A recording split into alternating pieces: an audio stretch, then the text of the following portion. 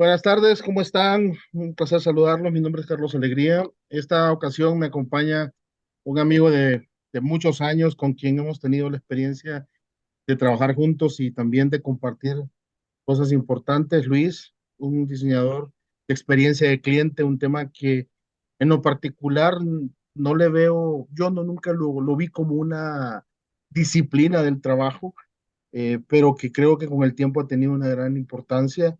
Él por ahora es director de la agencia Service Hackers, que es una compañía que se dedica a diseñar experiencia de usuario y clientes con el objetivo de crear valor y crear nuevas experiencias para los usuarios. Luis, ¿cómo estás? Hola, ¿qué tal, Carlos? Muy bien. Aquí compartiendo nuevamente contigo y pues llegándole a tu audiencia, ¿verdad? Que es lo más importante para que puedan entender de qué va todo este rollo, ¿verdad? Y ese dime que te diré que nos agarra a veces con los clientes, ¿verdad? Sí, sí, sí, sí. Bueno, Luis, la intención de la sesión de hoy es, te quiero consultar cosas que me voy a poner yo como cliente, que al final del día, cliente y también como dueño de negocio. Una de las cosas que conforme te voy siguiendo y he encontrado lo que tú haces, eh, es experiencia de cliente. Es decir, y me gustaría que nos lo explicaras tanto del lado de cliente como consumidor, como de negocio, porque son dos perspectivas, Ajá. entiendo yo, ¿no? Sí, sí, correcto. La verdad que son términos bien difíciles de digerir, ¿verdad? Porque yo siempre hago esta comparación. Hay una sobregestión de la relación con el cliente realmente. O sea, si lo vemos todo como un espíritu, el tema correcto es relación con el cliente y dentro de la relación hay diferentes términos, que es la cultura centrada en el cliente, es decir, lo que tu empresa ofrece internamente para estar orientada en función de, ¿verdad? Y también el diseño de la experiencia del cliente, que son todos aquellos momentos que por los que una persona, llámese cliente, va interactuando de principio a fin a lo largo de tu negocio, ¿verdad? Hay momentos, hay puntos de contacto, le llamamos nosotros, que son buenos, malos, regulares, ¿verdad? Entonces, pero todo está como encasillado dentro de un porqué, está encasillado, digamos, dentro de una visión, está encasillado dentro de una intención para que el cliente viva la mejor experiencia posible, siempre y cuando esta sea pensada y diseñada, ¿verdad? No producto de la casualidad. Y luego tenés el servicio al cliente, que es aquella actitud que tu personal de primera línea generalmente, ¿verdad? Va a demostrar dentro de esa experiencia, ¿verdad? Como yo digo, aquí aplica el dicho, ¿verdad? No contrates un vegetariano si tenés una carnicería, porque obviamente la experiencia, tanto, primero no te va a vender, segundo, la experiencia que va a brindar es bien de guácala, porque ni quiere estar ahí. Entonces, hay que adecuarse a la experiencia que la empresa ofrece, ¿verdad? Y tener un servicio bien armado que nace desde adentro para ofrecerla. Y finalmente, y creo que aquí está la parte todavía más importante, que es la atención al cliente, que es toda aquella escucha, ¿verdad?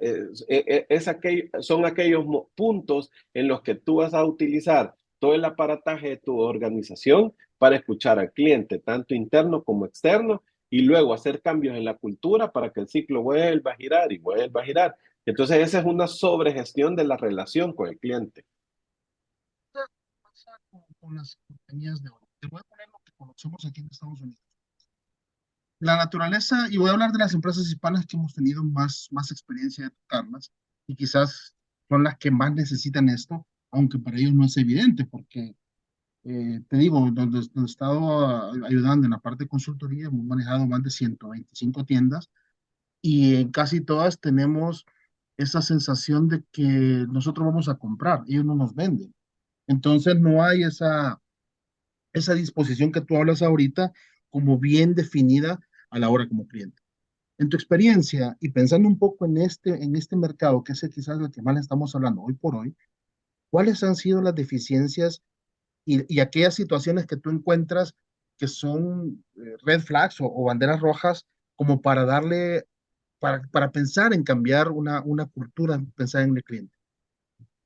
Mira, primeramente es bien difícil querer hacer estos tipos de cambio o que el líder de la organización quiera hacer esos tipos de cambio si es una empresa en donde hay una prosperidad, ¿verdad? Es decir, que hay un buen flujo de caja. Entonces, yo digo, si estoy vendiendo, ¿para qué necesito hacer esto por el cliente? ¿Verdad? Exacto. Ese es como un primer síntoma, ¿verdad? Que definitivamente, o sea, abunda el dinero, no necesito estos cambios. Pero, ¿verdad? Lo importante es que cuando yo me doy cuenta y medimos, ¿verdad? El flujo de caja que podría ser mejor, ahí es donde viene como el cambio de chip. O sea, es decir, imaginémonos que una empresa está vendiendo al mes $500,000, pero si le apostaba a la experiencia del cliente, yo te puedo garantizar que eso lo podrías triplicar. Entonces, como empresario, ¿cómo te sintieras más feliz? ¿Con $500,000 o, ¿verdad? Con el triple? O sea, entonces, ahí haciendo la inversión correcta, ¿verdad? Orientando desde la cultura, ¿verdad? A que sea centrada en el cliente. Y eso significa generar estándares, por ejemplo, ¿verdad? O sea, mira, hay varias cosas que alrededor de la cultura centrada en el cliente te van a ayudar a ahorrar muchas cosas. Uno, la alta rotación de personal, ¿verdad? Porque inscribir, desinscribir personas a tu organización es un dolor de cabeza. Entonces, es un lío, es traumático, ¿verdad? En el país que sea, ese es un lío. Pero con una buena cultura, la rotación va a ser mucho menor, ¿verdad? Porque la gente tiene justamente eso, un por qué llegar a trabajar a la organización, ¿verdad? Que no es solamente dinero, sino que hay una inspiración, ¿verdad? Puede ser un tema muy romántico, pero que de alguna manera el hecho de que me deje un porqué va a hacer que que yo me levante de la cama todos los días con la mejor motivación posible para ir a mi trabajo. Entonces, Se llama pensar en irme de ahí, lo que le ¿verdad? llaman Ya, el famoso sueldo emocional, porque yo he visto casos donde hay compañías o negocios donde el sueldo no es tan bueno, entre comillas, pero el sueldo emocional es muy bueno y crea una fidelidad muy fuerte, ¿no? exacto. O sea, y tenés empresas íconos a nivel mundial, como Amazon, Apple, Disney, ¿verdad? Que no son grandes salarios, ¿verdad? Y sin embargo, pues te ofrecen un salario emocional muy importante. O sea, Importante. porque hay un objetivo de vida dentro de la organización. Entonces, eso es bien importante, ¿verdad? Y el ahorro que va a significar, ¿verdad? Para que, como un método de medición. Y lo otro también, ¿verdad? Es que también van a hablar de tu empresa la gente que trabaja contigo. O sea, y va a decir, no, miren, donde yo trabajo es así, ¿verdad? Y eso genera publicidad de boca en boca que es la mejor que hay. Entonces, Es muy entonces, eficiente. ajá, entonces, partiendo de eso, desde ese punto de vista, ¿verdad? Vale la pena invertir en la cultura para mejorar todo.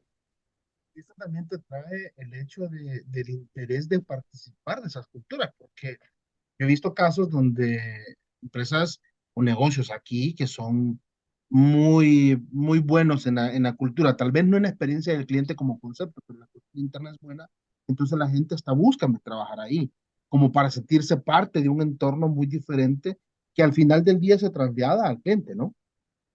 Exacto, exacto. Y también, ¿verdad? La cultura te va a llevar a generar estándares. Es decir, ¿qué pasa en la mayoría de empresas, ¿verdad? Que no tienen ni siquiera un journey map. O sea, y ellos te dicen, no, yo ofrezco experiencia. Sí, pero es una casualidad. O sea, tengas las herramientas o no las tengas, siempre vamos a ofrecer experiencia. O sea, eso, o sea, Ah, obviamente, ¿verdad? Porque claro, estamos interactuando con tecnología o seres humanos. Entonces, siempre voy a tener una experiencia de algún tipo. Lo que pasa es que no va a ser consistente.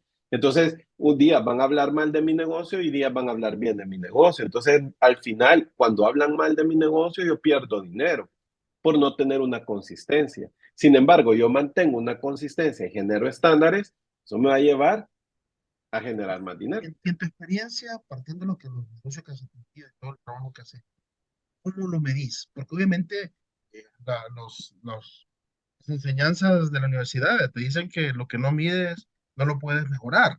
Obviamente, como es una experiencia, es una percepción del cliente, es muy difícil, al menos desde mi perspectiva, hoy por hoy, tratar de medir ese tipo de cosas, pero entiendo que tú si lo has logrado, tienes mecanismos para hacerlo, ¿no? Sí, por ejemplo, las mediciones, como te decía, desde el cliente interno, ¿verdad? La alta rotación, pedida de permiso, ¿verdad? Mire que hoy no puedo venir porque tal cosa, o sea, lo minimizas, ¿verdad? Y estás llenando vacantes porque hoy no pudo llegar X cantidad de personas, etcétera. Desde internamente financiera, hablando de la parte financiera, ¿verdad? Lo vas a ver obviamente en ingresos, en dinero, ¿verdad? Desde ahí vas a notar que la cuenta va a seguir creciendo. Puede ser que estés conforme con lo que ya tenés, pero podías obtener más. O sea, haciendo lo importante por el cliente. También otro mecanismo que utilizamos para medir es la afluencia de clientes, las recomendaciones, ¿verdad? Como te mencionaba, el de boca en boca es sumamente importante.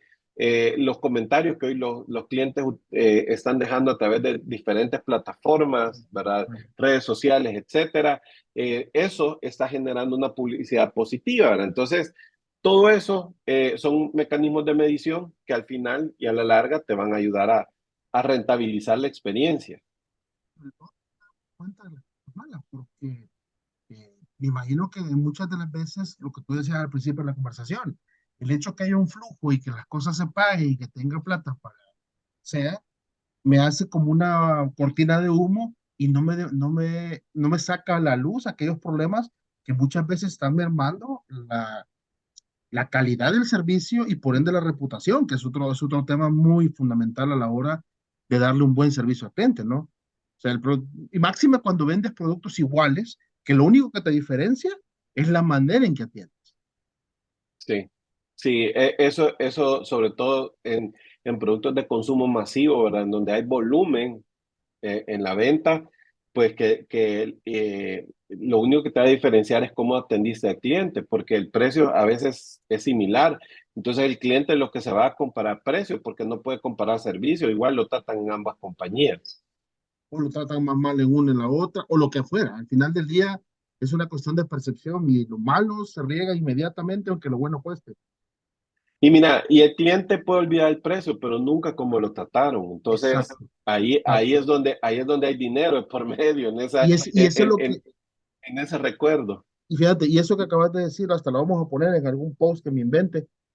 Que diga, tú puedes olvidar el precio, Ahí, pero no cómo te trataron. Y si lo queremos hacer más interesante, cómo te sentiste, porque al final te pueden tratar mal, pero no te hicieron sentir mal. No sé, pensando en cosas ajá, extremas. Fíjate, y sí. en ese sentido, Luis, partiendo de esas situaciones que ya más o menos hablamos, que pueden ser aquellas cosas que nos afectan, ¿cómo es diseñar una experiencia de cliente? Es decir, ¿por dónde se empieza? Porque me imagino que los que nos escuchan van a empezar a decir, sí, me pasa eso, pero ¿qué hago? ¿Cómo empiezo? Ajá. ¿Por dónde evalúo? ¿Qué digo? ¿Qué hago? ¿La pongo a reír a la mujer o no? No sé. Ese es Mira, el trabajo que tú haces, ¿no? sí, o sea, todo parte de un diagnóstico, ¿verdad? O sea, siempre tiene que haber un diagnóstico y la forma en que a mí me gusta, pueden haber diferentes tipos de diagnósticos, pero a mí lo que me gusta es vivirlo en carne propia. O Ok. sea, soy yo quien me involucro, ¿verdad? Y llego como mystery shopper, ¿verdad? A hacer un diagnóstico y evalúo ahí cómo me hicieron sentir. Entonces, desde ahí partimos a dónde nos está doliendo. Generalmente ahí te das cuenta con el personal de primera línea, ¿verdad? Ah, O sea, es lo más evidente, pero puede ser que al momento de jalar la pita, te vas dando cuenta que lo que no está mal es el personal de primera línea, sino que más bien es una actitud reactiva hacia un mal procedimiento. Entonces, ahí va a depender mucho, ¿verdad? A dónde está el verdadero meollo del asunto. Y lo otro es también, ¿verdad? Alinear qué me hace ganar a mí como empresario y qué hace ganar al cliente. O sea, nuestro diseño está orientado a eso, a hacer ganar al cliente y hacerte ganar a vos como empresario. O sea, ese es nuestro enfoque, ¿verdad? Porque tiene que haber dinero de tu lado y debe haber satisfacción de la del cliente. el día Uno puede estar diseñando algo solo para dar una mejor experiencia al cliente si eso no se traduce en los estados financieros, que al final son el lenguaje de los negocios. Gané, perdí, eso es Exacto, lo que importa al final del día, ¿no? Y en ese proceso, exactamente. y en ese proceso de diseño de la experiencia, una vez que tú has hecho una evaluación, ¿qué consideras como camino? Es decir, porque yo entiendo que pueden haber de muchas aristas de cómo va a tratar el cliente.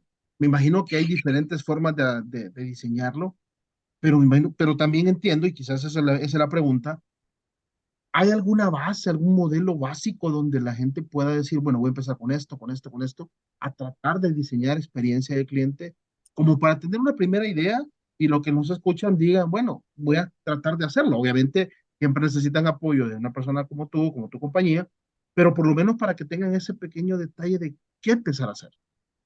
Sí, fíjate que nosotros nos adecuamos al presupuesto del cliente, ¿verdad? Ok, De eso va a depender mucho. O sea, imagínate que en nuestro diagnóstico hubieron tres momentos o puntos de interacción en los que el cliente tiene una insatisfacción, ¿verdad?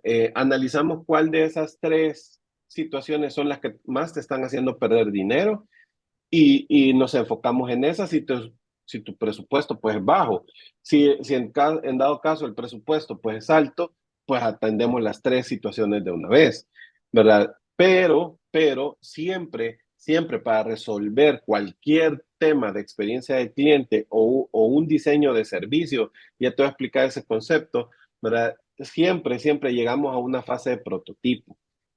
Hay que equivocarnos barato, o sea, entonces hay que saber llegar a esa solución, sin embargo, la llevamos pausadito, ¿verdad? De tal manera que la empresa implemente lo que hemos diseñado, ve si el cliente lo adopta, ¿verdad? Y te hizo ganar más dinero y si no, hacer los cambios respectivos. correcto. Entonces, a ese diseño y de ahí va a depender. Y por diseño de servicio me refiero a el diseño de los procesos para que la experiencia funcione. O sea, no solo es el concepto de la experiencia, sino los procesos donde se va a sustentar la experiencia, porque sin eso vas a tener siempre los mismos males de inconsistencia, ¿verdad? Sí, hay que dejar una plantilla de procesos en los que yo voy a seguir el ABC para que la experiencia esté funcionando como una máquina. Obviamente para que no importando la persona, así como los manuales de vuelo de un avión, no importando el piloto, tenga un criterio mínimo de atención porque es la experiencia que el negocio espera entregar a su cliente. Sí, Y, sí, y fíjate, y eso es lo que aquí no pasa. Y me puedo aventurar a decirlo con mucha propiedad por la gente que conozco y los negocios que he visto. Y no lo digo con el ánimo de culparlos, pero es que hay esta información que tú y yo estamos hablando en la comunidad hispana hoy por hoy hay poco o nada de información de manera sistematizada. Es decir, eh, que yo pueda ir a un taller básico, lo que sea, y que me empiece a explicar que puedo ganar más dinero generando mayor valor y mayor experiencia. Ahorita es atiende al cliente y ojalá que compre. Pero sí, precisamente en ese sentido, Luis, una vez que tú has empezado a hacer un diseño, ¿cómo el cliente, o mejor dicho, cómo la compañía puede conseguir que esto sea sostenido en el tiempo? Porque a veces me da la sensación y no por lo que tú haces, sino por lo que he visto en otros negocios, que dependen tanto de una persona que es la que adopta el proceso y es la que hace vivir el proceso, pero termina la persona por retirarse, por cambiar o lo que sea, y se cae toda la estructura. sí. Fíjate que esa es una pregunta bien importante y sucede hasta en empresas grandes, ese problema. La persona, ¿verdad? Tiene que haber alguien convencido de lo que está haciendo, ¿verdad? Y va a depender de dos puestos claves. Uno es el líder, que ¿No? tiene que saber que esa persona no le puede faltar, ¿verdad? Tener los procesos para que cualquiera pueda operar de la experiencia del cliente y tener a alguien encargado de la experiencia del cliente. O sea, es decir, esta persona, ¿verdad? Hoy en día, la mayoría de organizaciones ya le están apostando, ¿verdad? A un puesto orientado solo a este tema, porque parece sencillo, pero es tan complejo que te consume tiempo como el marketing digital dentro de las organizaciones, ¿verdad? De Totalmente. repente muchas empresas empezaron a dar cuenta que no solo era agarrar Facebook y publicar y postear, sino que era desarrollar más allá. Entonces, y solo eso te consume tiempo, ¿verdad? Entonces, lo mismo sucede con la experiencia de cliente. Y esas dos personas tienen que estar súper convencidas que el proceso es importante para que pueda tener una consistencia en el tiempo. Y también educar, ¿verdad? Y este gestor de la experiencia, ser una persona que también ayude a la formación de su equipo, porque muchos pasan por lo siguiente: te contratan para que los motives, para que les des una charlita, y es mentira, la experiencia o el servicio al cliente no va a cambiar con eso, jamás, ¿verdad? Hay que adoptarlo internamente y desarrollar en base a lo que yo quiero ofrecer mi propio plan de formación, o sea, un plan de formación interno en servicio al cliente, o sea, con todas mis características, no con las que un extraño me viene a decir. El extraño es importante de vez en cuando y me va a hablar de cultura general. Y lo mismo que me dijo a mí, le va a ir a decir a mi competencia, tal vez le va a cambiar ciertas cosas. Y ahí creo que la mayoría de empresas se han quedado patinando en ese sentido, ¿verdad? Que esa es la forma de cambiar servicio al cliente, ¿verdad? Y obviamente el servicio impacta en la experiencia por brindada de persona a persona. Entonces, lo que hay que hacer es todo un proceso de formación interno con las cualidades mismas de la empresa. Y eso nosotros lo podemos hacer y diseñar también, ¿verdad? Apoyamos, pero a donde la estrella es la misma empresa, no yo, Ah, sino que yo exacto. soy parte y facilito el proceso, pero no soy quien te va a salvar de donde estás. O sea, es decir, no voy a transformar tu cultura yo, tiene que ser de adentro de la organización. Y eso me lleva a la pregunta clave en todo esto. Si el líder, dueño, etcétera, no está convencido, por mucho que tú trabajes en las capas de abajo, mandos medios, esto no va a mermar, porque al final del día, no se complique, eso es muy caro o lo que sea, y termina botando todo interés. Y te lo pregunto de esa manera porque he visto también casos donde los líderes, creo que tenemos, y voy a incluir ahí por lo que estamos haciendo en esto, la obligación de empezar a ver estos temas tan importantes como el mismo estado como el balance de la compañía, porque son lo que nos va a sostener en un mundo tan competitivo hoy por hoy, en donde cada día salen productos alternos, productos iguales, mejor servicio, mejor cliente, y la competencia sigue siendo. Internet se volvió un mundo sin reglas para nadie. Entonces, Sí, como para ir aterrizando, se nos está acabando el tiempo, es, ¿cuál es el principal rol del dueño líder? Porque entiendo que de ahí parte la convicción hacia la compañía y también hacerle ver que esto no es una cosa, como tú dices, de que va a ser con una charlita ya estamos. No, este es un proceso, ¿no? claro. Mira, has tocado la fibra más sensible de todas y a la que a mí me gusta ser lo más grosero posible. No sean, no, no, sí, no sean tacaños, o sea, no sean tacaños. Tengan conciencia, los líderes, los dueños de empresas, los directivos, piensen que si quieren tener más dinero y ser más rentable a su empresa, tienen que centrarse en el cliente. O sea, y te voy a decir, te voy a leer la bola de cristal. No soy brujo, pero creo que en este Ahí tema sí. puedo serlo. Ajá. Yo creo que la empresa que no consolide y no fidelice a sus clientes y se centre en ellos en esta década, en el 2030 ya no van a existir. Y estamos a 7 años de que esto suceda. Sobre todo porque, obviamente, ¿verdad? La tecnología, los temas de tecnología como ChatGPT, etcétera, ¿verdad? Están comiéndose el Artificial. mandado, ajá, o sea, toda la inteligencia artificial se está comiendo el mandado en la atención al cliente, ¿verdad? En esa calidad del servicio, de tratarte bien, ¿verdad? Que creo que, y sobre todo porque viene lo siguiente, o sea, los actuales empresarios tenemos, y digo tenemos porque lo soy, pensar en 4 generaciones. Ahorita estamos barajeando los baby boomers todavía, que de una manera u otra están aconsejando a los que somos generación X para comportarnos y decidir de cierta manera dónde vamos a ir y que ya estamos tomando decisiones bien importantes, pero ya las empezaron a tomar mucho más importantes los millennials. Y abajo de ellos vienen los centennials, o sea, entonces que ya están tomando decisiones y ya están estudiando en la universidad. Entonces, ojo con esto, o sea, te va a tocar te va a tocar adaptarte a 4 generaciones distintas para sacar adelante tu negocio en estos próximos 7 años. Y si no estás pensando y si crees que la misma forma de vender o de atender o de gestionar la relación con tu cliente es la misma que hace 10 años, estamos perdidos. O sea, Y ese es el dolor ahí de cabeza, ¿no? totalmente. Porque al final del día, yo lo digo, yo tengo una hija de 21 y tengo hijas de 15 y su comportamiento de consumo es tan distinto. Mucha gente, en mi caso, pues, obviamente no voy a comparar edades, pues, pero obviamente sí comparamos que un mismo producto lo compramos de maneras diferentes y valoramos cosas distintas de una compañía, aunque nos venda el mismo producto o el mismo servicio. Una de ellas me dijo un día, no, a mí no me gusta porque no hay internet, o no me atienden, o no me dicen nada, y yo creo que eso es normal, así funciona. Yo lo doy por válido, ellos ya no. Porque Exacto. la inmediatez de internet, ellos nacieron con la inmediatez de internet y con el hecho de que en 2 segundos, 3 segundos, si no pasa, Dios, ¿ya? Correcto. Y este es un poco los dolores. Ya para ir terminando, Luis, ¿y cuál es tu recomendación a aquellos negocios? Yo sé que obviamente hay un proceso, hay productos, hay servicios para hacerlo, pero en términos generales, ¿cuáles son aquellas recomendaciones que los negociantes y dueños de compañías deben de tener como a la mano para empezar a tener esa concepción de que el servicio y la experiencia es tan fundamental como los resultados?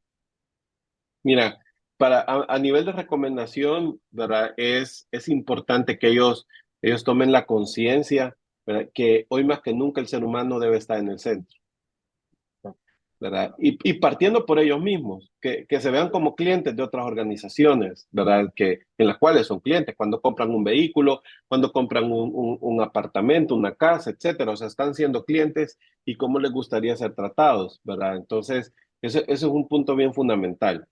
Dos, pensar que la rentabilidad está en las personas. Y yo digo siempre esto, si yo no estoy dispuesto a invertir en lo importante para mi negocio, ¿cómo te pones a pensar que el cliente va a estar dispuesto a invertir en tu empresa? O sea, si no querés invertir para pensar en ellos, ¿cómo el cliente va a querer seguir invirtiendo en tu organización? Aunque veas dinero, pero no lo es todo. O sea, hay que estar pendiente que a la vuelta de la esquina puede estar la cascarita de guineo donde te vas a deslizar. Entonces, creo que lo más importante son esas dos cosas, ¿verdad? Para que tomen conciencia y decisiones. Luis, de verdad que ese es un tema que, como es tan diverso y tanto basado en percepciones, porque nadie me puede decir, pero mi negocio puede caminar de muchas maneras y obviamente no, yo creo que así funciona, ¿no? Entonces, creo que en ese sentido, lo que tú estás diciendo ahorita son esas recomendaciones que deben los negociantes de tener en consideración para empezar a darle vida a la orientación pensada en las personas que son los que al final hacen tu negocio. Yo creo que, y Exacto. eso ya es una valoración personal con lo que estamos hablando y otras cosas, es que ChatGPT, la inteligencia artificial y todo lo que tú creas que pueda ser tecnológicamente viable, no va a tener sentido si no hay una interacción humana, porque al final somos humanos. Correcto. Perfecto. Luis, de verdad que este tema es apasionante y vamos a seguir conversando en futuras sesiones. Te agradezco tu participación. Abajo van a aparecer tus datos de contacto, porque si hay alguien interesado, pues que te contacte directo. Nosotros como cámara lo que buscamos es conectar el conocimiento, la capacidad, los, los servicios de personas como tu compañía, a aquellos que estén interesados. Así es que no me queda más que agradecerte el tiempo, pues, y contar contigo nuevamente en las próximas sesiones. Bueno, con gusto y un abrazo hasta allá, ¿verdad? Que pues, bueno, salgan adelante sus negocios. Así será. Gracias, Luis. Hablamos luego. Bye. Hasta luego.